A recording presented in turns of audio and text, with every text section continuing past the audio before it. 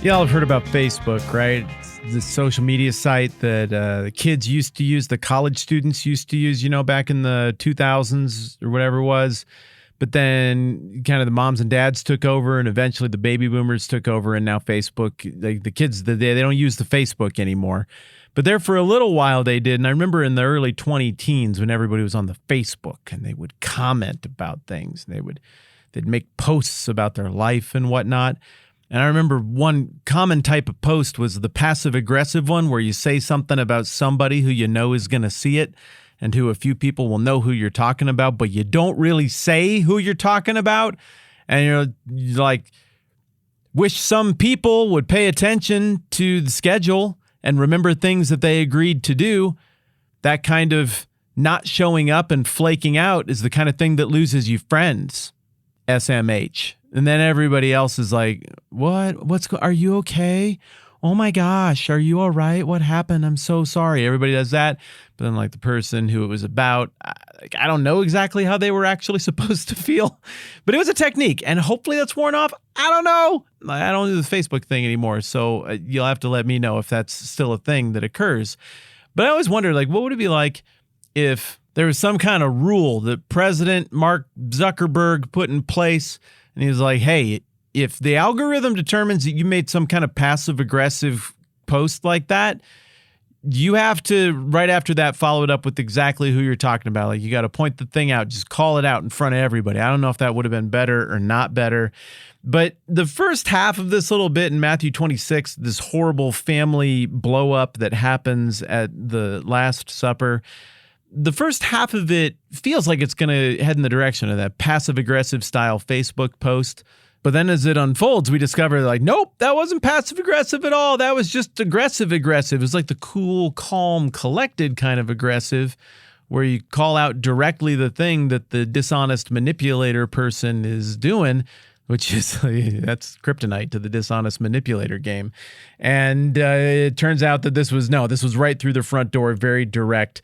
And so here's the exchange I'm talking about. Again, think of this in the context of the new family of faith that Jesus is making. He pulled these guys together. He, to the original audience, would have popped as being like the father, the head of the household of this very familial household celebration of the Passover that's going on. But it goes sideways because one member of the family is being a turd. Here's how it goes. When evening came, Jesus was reclining at the table with the 12.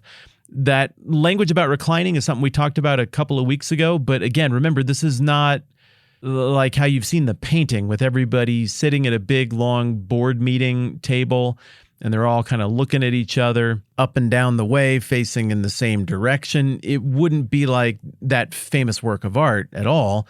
It would have been an ancient Near Eastern style meal, which would have been very long. There are a lot of phases and movements to this particular meal, certain dance steps. And so you wouldn't sit in a formal upright chair like you would at a Northern European elbows off the table dining kind of event. You would have reclined, you would have lounged, you would have eaten at different times, you would have broken out into smaller conversations, and you would have heard the same thing out the windows from the other houses or apartments that were stacked up right next to you. It's pretty evident from the context here and over in Luke that we are talking about a part of town where the different familial households had multiple properties stacked up. I cannot remember the name of this particular style of home. Insulae, maybe? I mean, you got three styles of homes in the ancient world, right? You've got the super rich villa type thing. You can go see the most extravagant version of that left over from the ancient world in Hadrian's villa up the road from Rome in Tivoli, is that what it's called? Y'all are really patient with me when from time to time we have these very distinct reminders that I'm not descending from the mountain of knowledge here. I'm trying to remember this stuff and figure it out right along with you. So if I just butchered the name of where Hadrian's Villa is and I just butchered the name of this third style of house, I'm super sorry, but I think you get the idea. So you got the super rich elite villa thing, which is like a whole spread with gardens and multiple buildings and servants, and I mean, it's an acreage. It's massive. We're not talking about that here. Then you've got your basic family home. Some of these have been excavated in Capernaum. It looks like these would have had flat roofs, the kind of thing that you could run on, as Jesus was talking about in the Olivet Discourse a little bit ago, to get away from trouble if there was trouble happening. And maybe several of these single-story, flat-roofed homes for middle-class people, especially outside the walls of a larger city. Maybe they would have been inside a single enclosure, and you would have had multiple generations living in multiple dwelling spaces, all connected together with a courtyard in the middle, maybe a common cooking or dining area. And then in the really high-value real estate, city center, densely populated areas, you would have more stuff like what you picture in Chicago or New York, where you got a little storefront down on ground level. And maybe the building owner has their storefront there and they rent out some apartments up above. And the apartments are kind of connected like the trees in the Ewok village where you got little walkways or points of connectivity between them. I mean, the depictions and descriptions that I've seen from around the Roman world in this time, it's really pretty enchanting to imagine what it would have been like there. I mean, obviously you're going to have the smells because your plumbing being what it was back then, but you're also going to have the good smells that drift in and out. As other people are cooking, you're going to have the sounds of kids playing and people singing and chirping back and forth, and you could probably call out to neighbors you knew just right out the window. And so there would have been fascinating sounds and smells on the air tonight as they are reclining at the table, getting on into the meal, as it were. At this time of night, at that time of year, you would have had some cool breeze rolling through. There's a scene here that's pretty easy to reconstruct. It's pretty easy to imagine, and it's a beautiful scene. One of the last moments of peace this new family of faith would have. And then just as maybe everybody is doing the thing where their eyebrows go up in the middle and they look around the room and they breathe real deep, and they just think to themselves, this is pretty neat, isn't it? You know, we're going to look back on these times and think about how awesome it was. And this has been a really nice meal and a really nice week, guys. And I'm just so glad we're all here together. And then while they're in that moment of tranquility, I imagine, specifically the text says, and while they were eating, and you got Jesus interrupting the mood. And he says, I tell you the truth, one of you will betray me. I'm guessing it just got real weird and real quiet initially after that. Surely that was a mood buster. The text indicates that it was. It says they were very sad. I mean, of course they were. And began to say to him, one after the other, surely not I, Lord.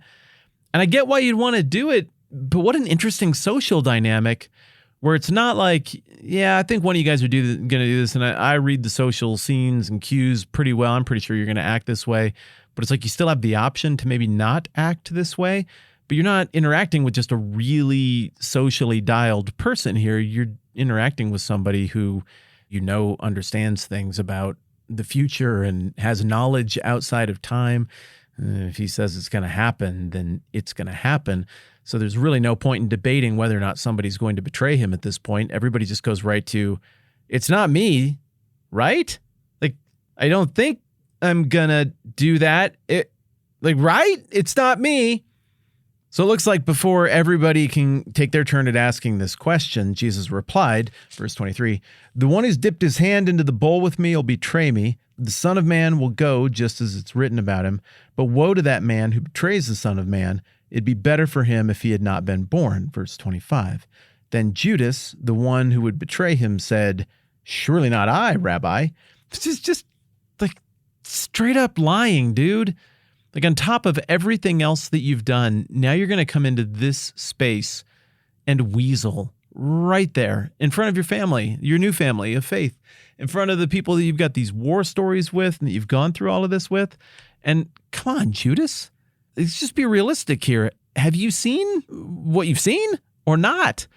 Because surely you know he knows the answer to this question, and surely you know it's you. It's like what was that, like 10th or 11th grade when we read Telltale Heart for the first time ever? And that noise from the dead guy that the murderer hears underneath the floorboards, that heart getting louder. I remember hearing that and just resonating and be like, oh, that would be me. I do not do well with guilt. I am very guiltable. Like sometimes I have it coming, but other times people have figured out how to exploit that. And man, those are some tough moments for me.